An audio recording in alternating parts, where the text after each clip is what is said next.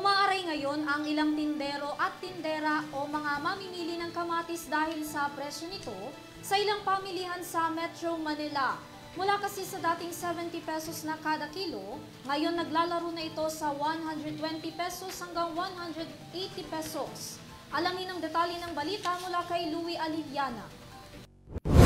Iniinda ngayon ng mga manininda at mamimili ang patuloy na pagtaas ng presyo ng kamatis sa merkado.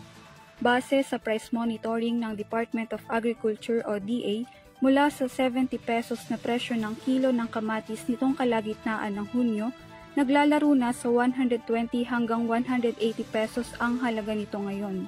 Ayon kay Ate Lenny, umabot na sa 160 pesos ang kada kilo ng kamatis sa Muñoz Market.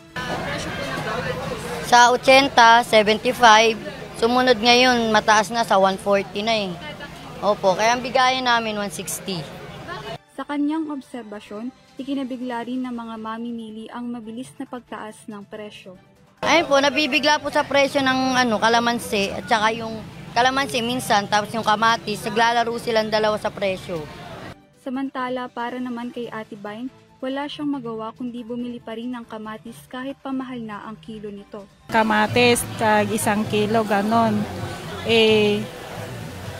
Halos araw-araw kami gumagamit ng ng kamatis, pero madala at mas marami kaming sa kamatis sa sinigang. Paliwanag ni DA Assistant Secretary Arnel de Mesa, ang taas presyo ay dahil sa sunod-sunod na pag-ulan.